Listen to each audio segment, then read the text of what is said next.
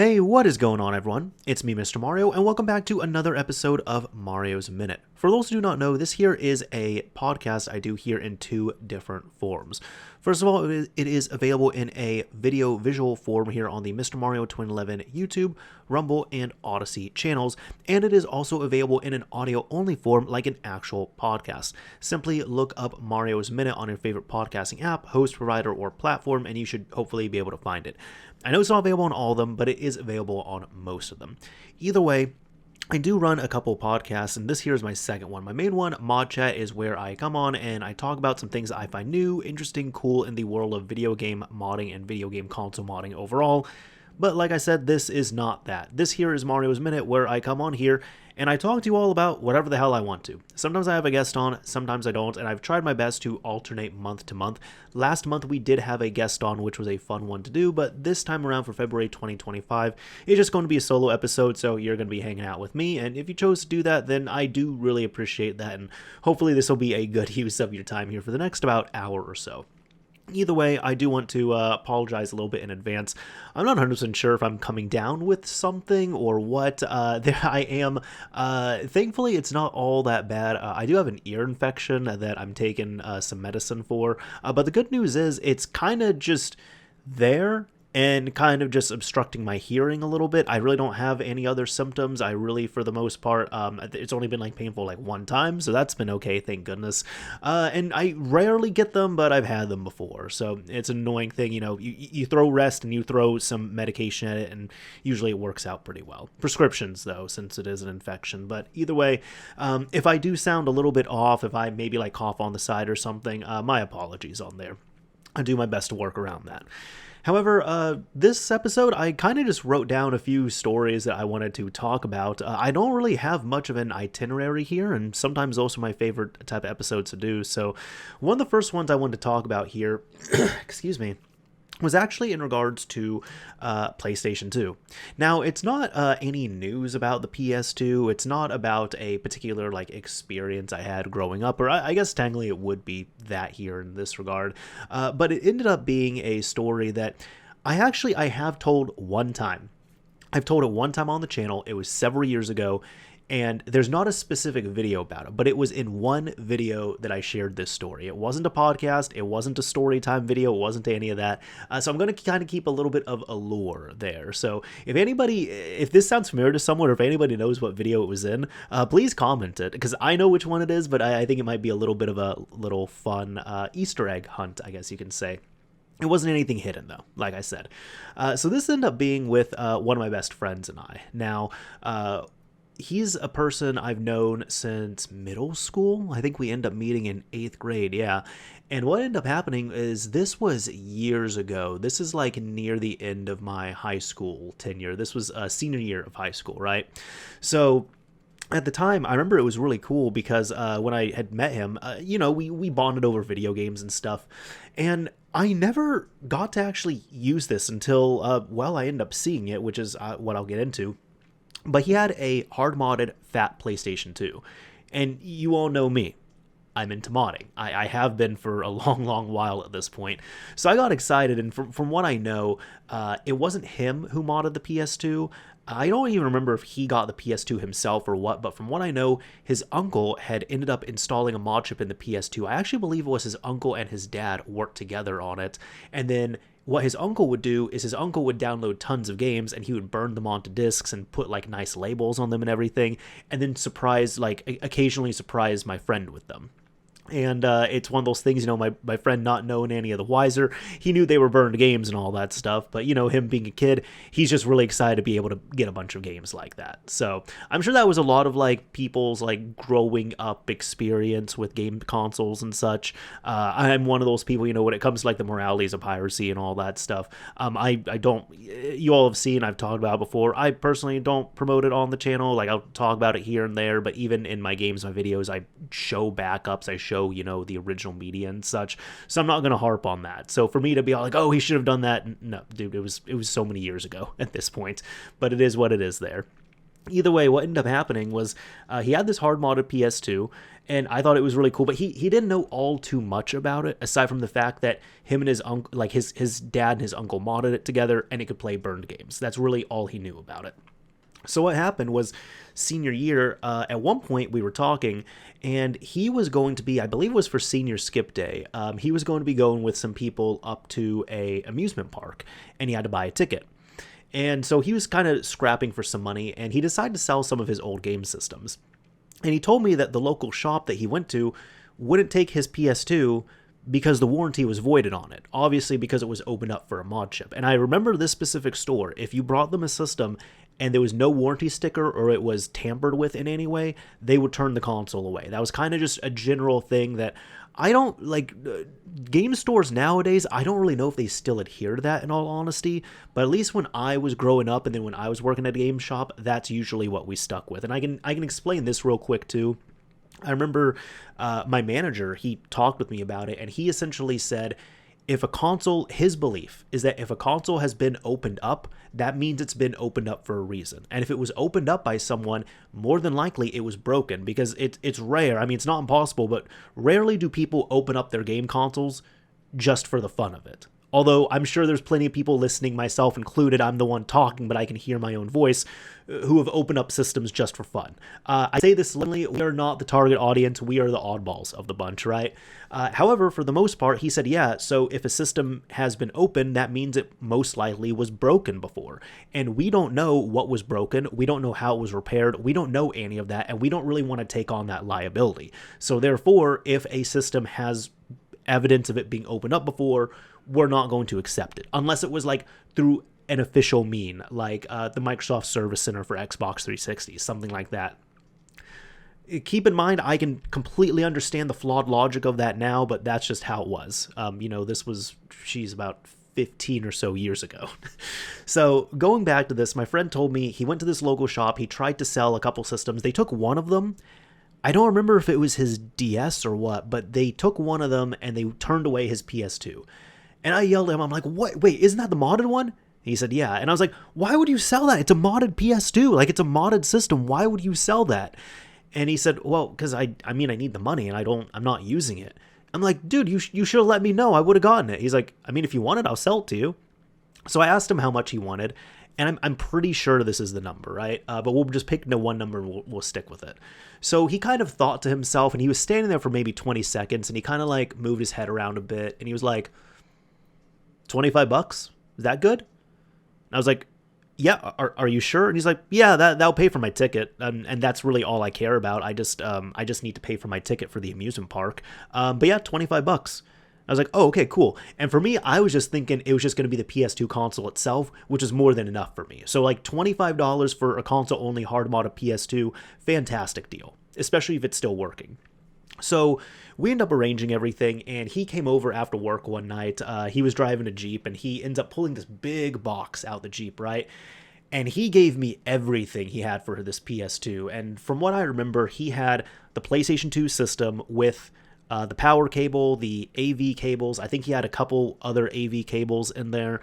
He had 3 or 4 controllers, I think 2 or 3 controller extensions, multiple memory cards, a little like spindle that you would get blank media in that was probably like halfway full of burned games, and then a giant like 100 like CD or DVD booklet that was like 90% full of, again, burned games. So he was just selling me everything, and I was like, wait, dude, this is like, are you sure? And he's like, yeah, I don't need it anymore. I don't use it. And, I appreciate it because I just need to pay for my ticket. And I was like, okay, cool, man. All right. Like, that's what we agreed to. So I was pretty happy with it. He was pretty happy with it. That's what we agreed to. All good. Now, you guys got to keep in mind, this was probably 2011. So for anybody who's thinking like that was pretty worthless for a PS2, you're right. That was pretty worthless for a PS2. But in 2011, one, he was a friend, so he didn't want to charge me a whole lot. And 2, PS2s were just pretty worthless at that point. So there we go. I think I ended up, later on in college, I ended up getting and it was from a local ad, essentially, or not a local ad, but like a local person was like putting it up on like a local free for sale page. I end up getting a hard modded Slim PS2 for no more than $30. So I think it's a little bit of a mix of like people not really knowing the value of what they had, but also just really the market being there, in all honesty. Because now a hard modded PS2 is going to go for more, since there's more of the nostalgia behind it. Either way, I end up getting it, and I did use it, and I enjoyed it. I ended up burning like a couple other games for it. I remember one of them was I burned the English patched Kingdom Hearts 2 Final Mix, but I did not play it because I ended up sticking with the original one. I had the original Kingdom Hearts 2, and then I made a backup copy of it just to have it, and then I ended up playing that just because I could, because it was really exciting having, what I wanted as a child, a hard modded PS2. So I ended up actually finishing Kingdom Hearts 2 that year on that exact PS2. And then I didn't really use it that much, right? And then eventually I end up hooking it up to another TV or something. I kind of just let it sit there. And I'd say it probably didn't get any use for like at least a year or so. That sounds about right. So what ended up happening was that's kind of the first part of the story. There's kind of a three-parter. The second part of this story here is about a year later. My friend messages me, and he was dating someone at the time, and that someone is actually now his wife, but at the time they were boyfriend and girlfriend. And he let me know, he's like, hey, so I was wanting to know, do you still have that PS2? I said, yeah, I do. He was like, oh, cool. How much would you want for it? And I was like, well, I mean, I wasn't really wanted to sell it, but like, what's going on? And he explained to me that some of his girlfriend's family had ended up having a house fire. And thankfully, everyone was okay. But part of it was that they lost a lot of their possessions, of course. And some of the possessions they lost were their game systems. So him being a game console nerd and then, being a little bit of a modding nerd, thanks to me, like we kind of helped each other out with stuff like that, he ended up having a few modded systems. So he was helping to replace them. However, he was more voluntold by his girlfriend to give up some of his systems. And before anybody is like getting all mad about this here at her about it, like it ended up working out in the end. Essentially, he had a soft modded Wii that had GameCube backwards compatibility on it, and she was like, "Hey, can you give the family your Wii?" And he said, "I'll give it to them." Only on the condition that you replace it. And it has to be the exact model. Like, it has to be, like, the same Wii with the GameCube ports on it. And she's like, okay, that's fine, dude. Like, I'll find you another Wii. That's okay. But can you just give them this one so they can get up and running? And he said, okay, sure. So, class act. But the other thing they had was a PlayStation 2. So that's why he asked me, hey, do you still have that PS2 that I sold you? And, like, how much would you want for it? And when he told me that, I was like, well, because not only I did want it, but I was like, well, I do want the PS2, but it's been sitting around for like a year. It hasn't been used. Plus, it would go to a good cause. And you know what, dude? Like, you're my friend, and because of all this, how about we just trade back? Okay. What did we sell for like $25? And he said, yeah, that sounds about right. I'm like, okay, cool. How about $25? And we'll just say that I was just holding it for you at that point. And he was like, oh, cool. That's great. Are you sure? I'm like, yes, I'm sure. Just like give me the same amount of money that I gave you, and we're good. So what ended up happening was we ended up arranging the time as well, too, to meet up. Him and his girlfriend came by, and I ended up pulling the box out because I collected everything. I put it back into this box, and I didn't even mention it was not like a PS2 box. It was a giant, like, white box that had so much packing tape on it. It had stickers all over it. It had stamps because it looked like some of his family had like shipped it back and forth and had been taken around a few moves and stuff. It had a lot of nostalgic value, and you could tell that it was a very worn box. But what ended up happening was when they came by, I ended up pulling the box out. I put it on my bed, and I'm like, here you go, man. Here's the PS2. And he was happy at first. Then he started going through it, and I swear you could see the kid inside of him come out.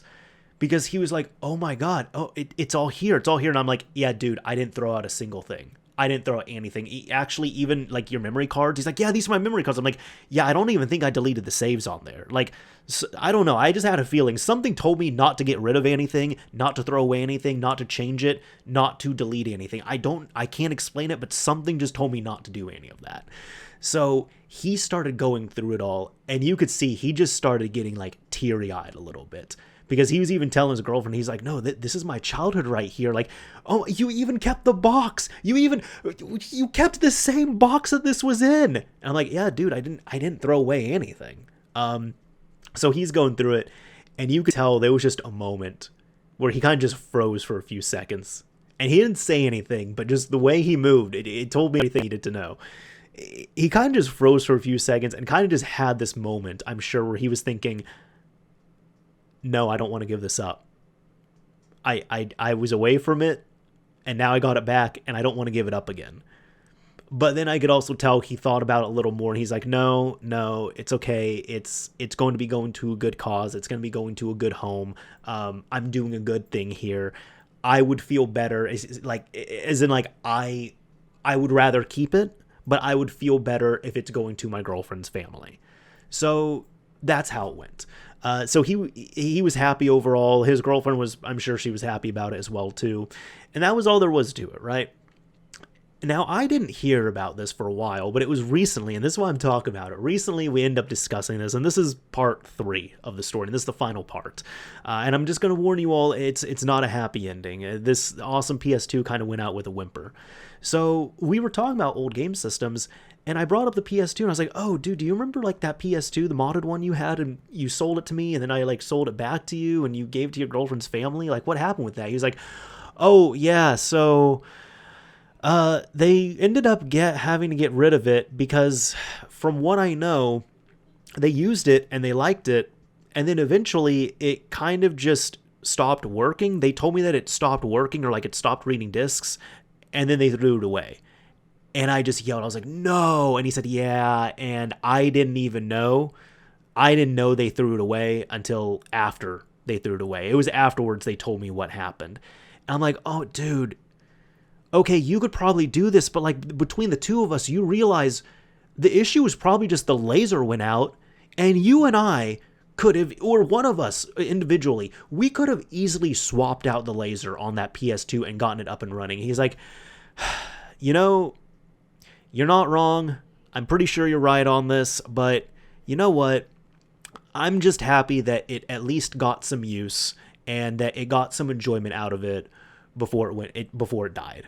And I'm like, you know, I can't really fight with that. So so that was the story of, a pretty awesome PS2. It was well-traveled. It kind of went all over the country. It went through several different moves. But unfortunately, that's kind of how it happens as well, too. And I don't know. It's probably, I doubt anyone trash picked it, so it's probably sitting in a landfill somewhere. But just know that for many, many years, there's probably a nice hard modded fat PS2 that is sitting in a landfill somewhere, probably not working anymore with all the nasty juice and stuff it has all over it. Okay, well that's a visual to think about. I did want to share something in regard to the Steam Deck. So nothing all too bad. It was funny, though. This is around the holiday season, so it was a few months ago, right?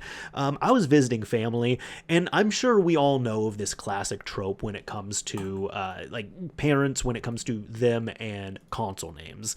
Now, my parents have gotten a lot better with it, but they'll still have the things where, you know, they might call everything like a PlayStation or a Nintendo or an Xbox or something, but they seem to, between myself and my brothers and like me being into games and me being into a lot of games and different systems and platforms, and then getting my brothers into that, and then the differences that they have as well too with the different systems, my parents have gotten pretty good at telling the difference between things. However, two of the systems I brought with me were my Switch and my Steam Deck. And it was funny because when we were talking about this, at one point my parents and I were talking about systems, and I was doing something in Windows on my Steam Deck, and I had hooked it up to the TV that we had, and my mom was saying, oh, well, this was like, she's saying like, oh, okay, that's cool. That's really big. Like that Switch is big. Is that like an upgraded one or what? And I was saying, no, it's not. This is my Switch. She's like, oh, okay. Well, I thought you had a Switch there. And I said, no. So we kind of ended up going through the whole thing where it's like, okay, so this is an Xbox, and the Xbox is made by Microsoft. I get that. All right. So Nintendo, well, there is a Nintendo, but Nintendo's also a company, and they make a lot of different systems. And Nintendo makes the Switch. Okay, got it. And Sony makes the PlayStation. Like, PlayStation is Sony. Got it. So she's starting to get it, right? Like, she's kind of just she's trying to form everything. She's like, okay, cool. Microsoft does Xbox, PlayStation is Sony, Nintendo, they have the Switch. Awesome. And then is this a Switch? And I said, no, it's called a Steam Deck. She's like, what is it called? It's called a Steam Deck. And she said, okay, so it's not a Switch. I said, no, it's not a Switch. Okay. And who makes it? Valve. And I'm laughing because just the look on her face, you could just see she kind of just gave up, because it's kind of one of those things. It's like, okay, we've known about the big three for so long, and then you're throwing this other company at me that doesn't even sound like a tech company. It's Valve. So sometimes that happens with parents, and even if they're seasoned with it, it's funny. I mean, I've personally had the thing where I think maybe the closest I've gotten is when I mix up like controllers with systems, where I want to like turn on the PlayStation and I pick up an Xbox controller and the Xbox turns on. I think I've run into that personally, but I can understand, you know, the non-gamer situation of it. I totally get that. So it was funny having one of those moments here in my adulthood. This here, you know, I kind of want to tell this story as well, too. This is going to be the story of frozen hot chocolate, okay? And this is actually something I did want to share actually a couple months ago. But I figured, you know, while it's still winter, while it's still cold, be good to get this story out here. So this is also, again, this with one of my best friends, and this was years ago. This is back when we were in college, and we ended up going to a coffee shop. I think there was one morning I kind of wanted some coffee. He wanted some too. So we're at the local Union. We go over to the coffee shop there, and I could clearly see it, and I know for a fact that this exists, right? Frozen hot chocolate. It sounds like something that, it sounds like a joke. It sounds odd. It sounds like something that shouldn't exist, but it does exist. And for people who are thinking, okay, well, isn't it just like cold chocolate? Like, it wouldn't be called hot chocolate at that point. No. There is a difference. There is a difference between, you know, it's not just that. It's when you actually take hot chocolate and then you're cooling it down and blending it. And there is a difference in texture and taste and everything. This was not the first time I'd known about it. The first time I ever saw it was at a completely different place when I was a kid, probably about 8-10 years prior to this. Their menu specifically said frozen hot chocolate, and if you go to a place and you see they have it after listening to this, just try it, okay? I would recommend, if you have the money to spare, give it a try. You'll see what I mean. It's not as simple as you would think, but when you have it, it's like, oh wow, that quite literally is frozen hot chocolate. So what happened was, we ended up going to this coffee shop, and I don't remember what I got. I ordered something, and he asked what I'm getting. I told him, and he said, oh, cool, I'm getting the frozen hot chocolate. And I didn't laugh at him, because I looked, and I clearly remember it was on like the left side of the menu, and there was a section that said, like, these are the drinks, and you can get them hot or cold. And one of the options was hot chocolate. So I said, oh, okay, that makes sense. Me knowing that is a thing that does exist, even though it shouldn't, but it does exist, and it is good. And then seeing it in the menu format right there, I'm like, okay, no, it makes perfect sense to me. So I end up getting my order in, and then once I'm done, he goes, and he just confidently, he says, yeah, I'd like to get a frozen hot chocolate. And the barista behind the counter's like, wait, what? Yeah, I'd like a frozen hot chocolate. What? We don't have that. And he was like, yeah, it's on the menu there. She's like, no, it's not on the menu. And he said, yeah, it is. And I was even like, yeah, it's on the menu. But like, they didn't listen to us. And then what happened was, if you can imagine, there's like 4 or 5 baristas right there, and they all start kind of yelling at each other, right? Just like from behind the counter. And they're just like, hey, do we have a frozen hot chocolate? A what? A frozen hot chocolate? No, we don't have frozen hot chocolate. Well, this guy's trying to order frozen hot chocolate. Wait, what? What is he trying to order? Frozen hot chocolate. What? Yeah, we don't have that here. Who's ordering frozen hot chocolate? This guy's trying to order it. And they all just start laughing. And I kind of just look over, and I could just see my friend just kind of like, he was so confident to get his frozen hot chocolate at first, and then he kind of just like folded and recessed into himself, as there's like 5 people who are just like yakking it up, laughing about this behind the counter. And the worst part, like I said, I'm like, you know, I wasn't laughing because because I could see it. I knew this was a product because I'd seen it at completely other different coffee shops that they had it, and two, I could see it. I could see the logic. I could see the menu there. I got it. He ended up getting something different, and he was a little defeated by that, but I knew. I knew. I didn't doubt him for a second. Man. That's real friendship right there. Oh man. So, I'm wrapping this one up here a little earlier than usual. Don't worry, I'm still going to be talking here a bit, or if you, or if that's a detriment, my apologies on there, but hey, you're about 25 minutes in. So, this here was in regard to, let's see, I'm going to go ahead and bring up a game store story. So, for anybody who does not know, I worked at a game shop for about 2.5 years, right? It was a local mom and pop game shop. Both locations have closed now, but there were two different locations. I was there during like the last half of my high school tenure, and then I ended up leaving because I was going to college in a different city. However, I was still friendly with them for years. I still got my discount, not the full discount, but I still got a discount, which was pretty nice. And what I do is on these solo episodes, I like to tell, a story or two from there. So I still have some stories to tell because it was one of the more entertaining jobs that I've had. But let's see, I'm actually going to tell this one, right? This one here is not directly related to our store. I would say it's more indirectly. But there was one guy, let's call him Scott, okay? Scott was actually someone who, he lived close by to me.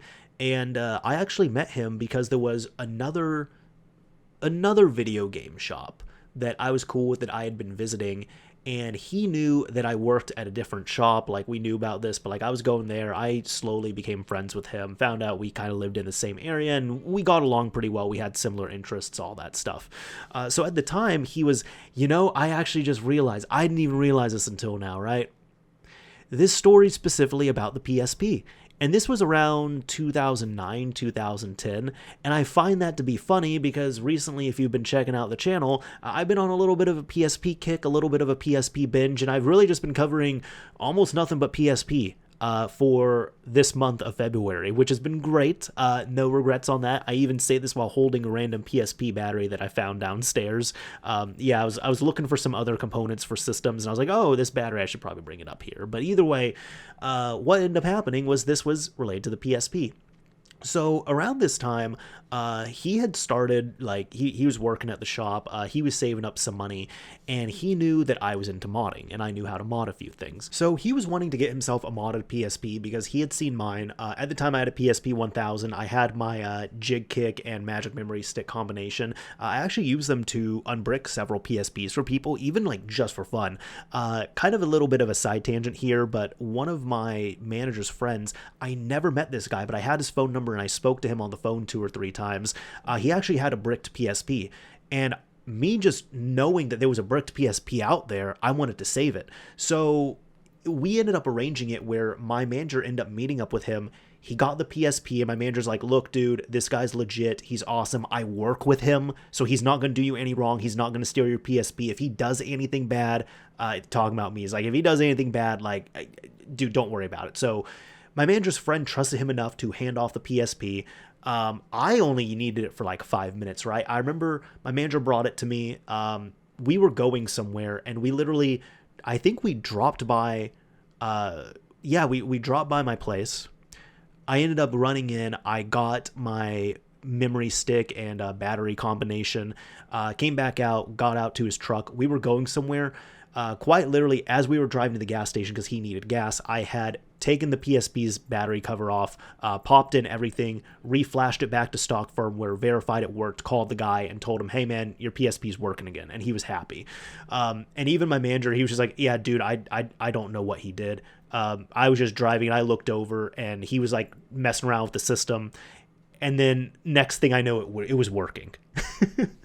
So, that was kind of like some of the stuff I was doing there that was beneficial. But what happened was my friend who worked at this other shop, he knew that we're talking about Scott now. He knew that I knew a little bit about PSP modding, so he was wanting to know more about it. I told him about the emulators, PS1 games. He had seen my PSP. I had a 1000, so he started, kind of allocating some cash to get one because he needed to know what all he would need. So there was one day both of us had the day off, and we ended up going to the mall and found, I think it was a PSP 2000, because I told him that was the one that I could do this on. And we ended up getting it. I think it was like one of the Star Wars special editions, I wanted to say. But he bought a used one. And I think it was even right there, like right in the mall. Like we ended up leaving the GameStop. There was a bench, like probably just a few stores away. We sat at the bench, he unboxed the PSP, and then I modded it for him right there with the jig kick and not Pandora's battery, but the jig kick and the magic memory stick. Although jig kick, Pandora's battery, it's interchangeable there. So within like 5 minutes of purchasing this PSP, he had it modded. And then, we worked on, getting games, showing him how custom firmware worked, all that fun stuff. And he was quite happy with it. The downside was eventually there were issues that were coming about that it was just like he was getting like phantom button presses and all that stuff. And it was just the system itself was faulty. And he even asked me, he was like, hey man, I don't think you did anything, but like, is there any chance at all that having the custom firmware on there could cause these issues? And I said, no, it is a physical issue. He said, okay, well, that sucks then. I guess I got to take it back. So what we had to do was, unfortunately, I think it was a few weeks later, we ended up doing the same thing. I used my jig kick and magic memory stick. I popped them in the PSP. I restored stock firmware, and then he boxed the PSP back up and he took it back to GameStop and he refunded it. Didn't want to, but he just said, yeah, it's faulty. It keeps having phantom button presses and stuff. I think eventually he did get another one though, and I don't remember. I don't remember modding a second one for him. I'm sure I did. But what ended up happening was, at least with this one, when he was kind of in the PSP game and such, trying to do all this. So when he was in the thick of PSP interest here, this is essentially what ended up happening. This is kind of a ugly truth that you have to deal with when it comes to anything related to buy, sell, trade. And this is especially true with if you're working in a brick and mortar store like I was, or like what Scott was. You get a lot of stuff that is obviously stolen, that obviously does not belong to the person who is selling it. But unless they straight up tell you, hey, this is stolen, or unless you can prove that it's stolen, like for example, if you get in a PS3 and you check the serial number on there and you have your own database of stolen, of consoles reported stolen, and that serial number comes in, at that point you can prove that, but when it comes to this, for the most part, you can really just when there's people who are coming in with like 20 brand new games that are sealed, or they just like ripped them open and then the next day they do the same thing, and then the day after that they do the same thing, it's pretty obvious that they're going to be stolen. But of course they're not going to admit that to you, because then if they admit that, then and then you're not able to take it in. So it's kind of just one of those ugly truths that you have to deal with working in a game shop like that. So this is going to be from Scott's perspective, mind you. He could have lied about this. I don't really have a way of proving it. But apparently there was a guy, he said he came in to Scott's store and he wanted to trade in some stuff. And he wanted to trade in some PSP Memory Stick Pro Duos, and I believe they were the 8GB versions. And these 8GB ones, not only they were 8GB, which was pretty impressive, but they were some of the higher end ones as well too. So supposedly the speed was better and such, and they were like official Sony ones, right? What I'm trying to say is that they were worth a good amount of money, and they were quite useful at the time. So my friend Scott, he ends up taking the two of them. He's checking everything on them. He sees how much they're going to be worth. And I don't remember how much it was. I want to say he was going to offer like $20, $25 cash for each of them, right? So apparently the story goes, Scott ends up saying, hey, so I can give you, let's say, $40, $45 for the pair of them. And apparently this guy was happy about it, right? But apparently he was so happy that he said something along the lines of, yes, I can finally get this stolen property off of me. Now remember if you need to rewind it, you can, but remember what I just said 2 minutes ago, how we're not really, it's an ugly truth, we know it, but we don't really have a way of proving it? Yeah, the seller ended up just admitting it right there in the store. So apparently what Scott did was he kind of smiled, and they're these two little like memory stick Pro Duos, right? So they're just like tiny little cards. He ends up holding the both of them in his hand. He ends up like putting them in his hand. He closes his hand and he's like, okay, well, sir, I can no longer buy these from you because you just admitted to me that they are stolen. So I'm going to give you two options. Either you can leave them here and run out the store right now, and I'm not going to do anything, or I'm going to call the police. You can wait around and you can explain that to the police. And the guy did what he had to do, which was run out of the store. Apparently, he just got freaked out. He ran out of the store. He didn't come back. So then all this came about because, I mean, it was a funny story that he told, but it was funny because later on, like, I think after Scott's shift and stuff, he came over to our store and he was telling us about it. But then, later on, he told me, he was like, hey, so, those memory sticks that the guy was trying to sell and they were stolen? I said, yeah. He's like, yeah, I took them. And I was like, okay, cool. So you got yourself 16 gigabytes of storage. That's pretty awesome for the PSP. It's funny because I ended up telling my manager about this. Like, we knew about the story and I told him what was going on. And my manager was like, wait. So the guy admitted that they were stolen. And then Scott ended up, scaring him off, which is fine. But you realize that then Scott ended up stealing stolen merchandise, right? And I'm like, yeah, I guess that's true. And I didn't really have much else to say about that, though. So sometimes things like that will happen. I will also say as well, too, I think long enough has passed. I can probably just say this on here. And the guy's name is not Scott. It's been changed, right? And then all these stores I'm talking about, my stores, Scott's stores, they've all closed down. And it's been so many years at this point. From what I know later on, a little bit of like a bonus story here. Later on, Scott ended up being let go from his position. And they essentially told, at first they didn't tell him why. Then when he pushed for an answer, they told him, which it was, I'm not defending the company, but just with the way state laws worked, they were not required to tell him why they were firing him. But they told him that allegedly the night before when he was closing up, he did not close the cash safe in the back, which he claims, to me at least, he claims that's not true, that's fake, that's false. I can believe him, because I also later on, like this is like months later, I ended up going to that shop just to shop around, and I actually spoke with the manager there about him, and she was like, yeah, no, we ended up having to let him go, and because there was this, there was two guys there, right? Another one, let's call him Ryan. He was let go first. And I think actually we were bringing him up, like we were talking about him, and she said, yeah, no, Ryan, I think there was some stuff that was going missing. We couldn't really prove it, but apparently like there was some stuff that might have been going missing or was stolen. But we also had to let go of Scott as well too, because we couldn't really prove it, but there was stuff that was going missing on his watch as well, which, yeah, externally, I didn't tell the manager this, but externally, Scott used to like brag to me at times like, oh yeah, I ended up taking this, I took this.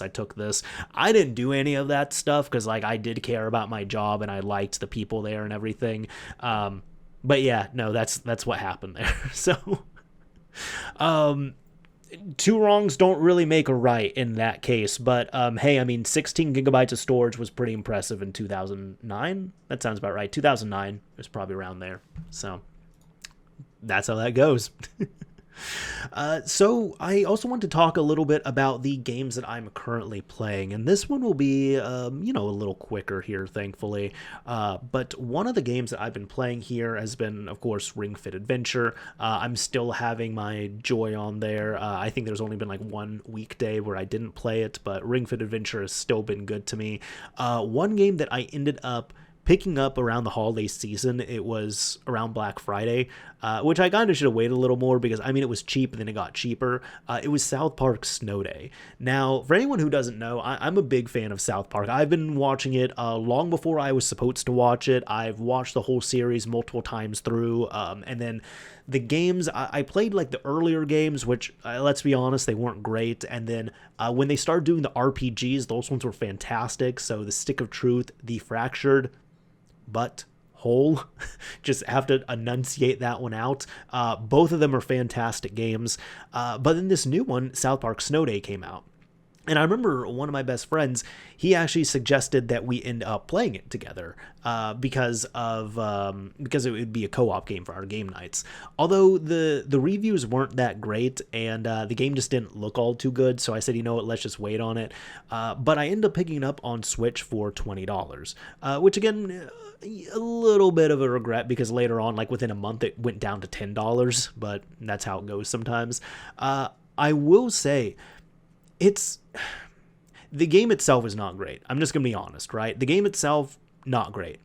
But what makes it better, more tolerable, which makes it not even a good game, it makes it a decent game, I would say, is that when it comes to the writing of the story and also when it comes to the voice acting, that was all legitimate. Like Trey Parker, Matt Stone, they produced the game, they worked on it, which also kind of disappointed me and surprised me a little bit because if you look at the game, it's not like the other RPGs. This one is not an RPG at all. It's more of kind of like a RTS action-y type game, and more boots on the ground and more fantasy and stuff. But it has that 3D look. It kind of looks like they did a modern take on the 3D type look that the original games on like PS1 and N64 were doing, which, let's be real, the PS1 N64 South Park games were ugly. And even in 2025, or I guess 2024, when Snow Day ended up releasing, even though it's a higher quality and it's, high resolution, it's still ugly. It's an ugly looking game. Like, it doesn't look great, but the writing is there. The voice acting is there. That part is great. That's what makes the game better than it should be. And it was to the point where essentially with the storyline, I tell people, if you're a fan of South Park, it is at least worth picking up on discount and playing, because the story was cracking me up. Like, the lines in there, the plot, like, it was hilarious to me. But also the game is pretty short, so when it comes to like just the story elements of it, it just feels like a long episode of South Park, which is exactly where it needs to be. When it comes to a South Park game with a story, if it just feels like a long episode of South Park, that means the story has at least been done right. I will say this was the crappiest South Park game I've played, and I don't mean that as in a bad game. I mean that in a quite literal manner, and I don't really want to say much else on it because if I divulge more, then I'm going to be spoiling parts of the story. But if you've played the game, or if you go play the game after this and you play it through, you're going to know what I'm talking about on there. Overall, though, I was playing it on Switch, where it's like the performance wasn't really the best. It's more kind of you have to do runs on it, so the game is pretty much, you can finish this within like 4 or 5 hours if you just grind it out. But there's pretty much like 5 main missions, I suppose, you can do in the game, and they kind of equate to runs that you do, almost like a dungeon run. And the thing is, these dungeon runs don't have checkpoints necessarily, or like, I guess, save points. There's checkpoints there, but the downside is, unless you're putting your console into sleep mode or something, when you start a mission or a run, you have to play until the end. Actually, yeah, there's not even... I correct that. There's not even save points on there, because when you start it, like, let's say you end up acquiring some items and such, and then you die, you end up getting those, but there's no save points, there's no checkpoint system, because you really have to complete this run once you start it. And if you end up quitting out early, if your game ends up crashing, or even if you just die, you end up getting booted back out to Koopa Keep, where you end up keeping whatever you've acquired at that point, so you're still able to gain your experience. But the downside is, when you have to do that run again, you have to start at the very beginning. There were 1 or 2 missions I had to do that, which was annoying. I'm personally the type of person I'd rather have the checkpoints and especially the save system within there, because sometimes I don't want to dedicate just like an hour to this, but I kind of had to work around that a bit. Some people might say, oh, well, it's it's only an hour, it's fine. It's also annoying too when you're like going through this run and you're about 90% done with it and then you die. And that's it. You just lost all your progress. Your items at least are there. Any of the stuff you picked up is there. But aside from that, no. If you want to go back and play, you can't just reload a checkpoint. You just have to start from the beginning. That is the annoying part. So that's what I didn't like, really. But aside from that, overall, the game is not super great. If you're a fan of South Park, I recommend playing it because that is the only redeeming factor of it. If you're not the biggest fan of South Park, if you have friends that want to play and you kind of want to hop on, it'd be a good game for that as well too. But can I recommend it as an actual like standalone game itself? Like be like, this game is good? No. It's kind of similar to the Deadpool game, which I've only played Deadpool like when it came out, like within the first month it came out, and I enjoyed it. But I say it's similar to Deadpool because even though that is a better game, let's just be real here. The Deadpool game it's okay. It is okay. It's a painfully average game. But if you play it, you're going to enjoy it, you're going to laugh, and what makes it as good as it is, like it turns a average game into a good game, is Deadpool. And it's because of the writing, it's because of the delivery, the storyline, the voice acting on there. Deadpool himself is what makes the story on there. He's what gives the game its humor, its charm, its wit, all of that stuff. And it's the same thing here with South Park Snow Days. So again, what I'm saying is if you're a fan of South Park, get it on discount. Wait for it to be like $10, right? Pick it up, play through it, have your laughs, and you'll be good at that point. If you're not a fan of South Park at all, just skip this. You're not missing out on anything at all. So either way, that is about it for this episode here. So I'm going to be cutting this, a little early here. But I did want to have a keyword or key phrase here at the end. So if you don't know how this works, this is how it usually goes. If you've made it to the end of this episode, I like to have a keyword or key phrase that you can use in a comment on the video upload. And if you use this word or this phrase in a comment on the video upload, I'll know that you made it to the end of this episode. So, this is kind of what I've just been playing around with for a bit, but the thing that's in my hand, let's go with battery. How about that? I think I might have used this before, either on Mario's Minute or Mod Chat, one of the two. It's not like it's a trademarked word or anything, thank goodness, but battery, how about that? What is your opinion on removable batteries, or do you mind internal batteries? Have you replaced a car battery? I actually ended up doing that recently. Do you have a car where you can't just replace the battery easily? You have to also reprogram the internal computer on there as well too. Have you gotten annoyed with how PSP batteries, the new ones, kind of just generally suck, except for the Ostent ones, and those ones you kind of have to wait a few months if you want to order them. I actually have some on order right now, so I am looking forward to them, but I would say this, if you're wanting some good, reliable PSP batteries, one, Ostent is going to be the brand to get, OSTENT, and two, put in your order sooner rather than later, because if you're going to be ordering them directly from Ostent themselves, it's going to take a few months for you to get them. So again, get them sooner rather than later if you're thinking about doing that. Either way, again, the word here is going to be battery or batteries, or just integrate batteries somehow into your comment, and I'll know that you made it to the end of this episode. Either way, that is about it for this episode of Mario's Minute. If you enjoyed this episode, a like would absolutely be appreciated. If you didn't like it, a dislike is perfectly fine as well too. But as I always say, this is Mr. Mario, signing off.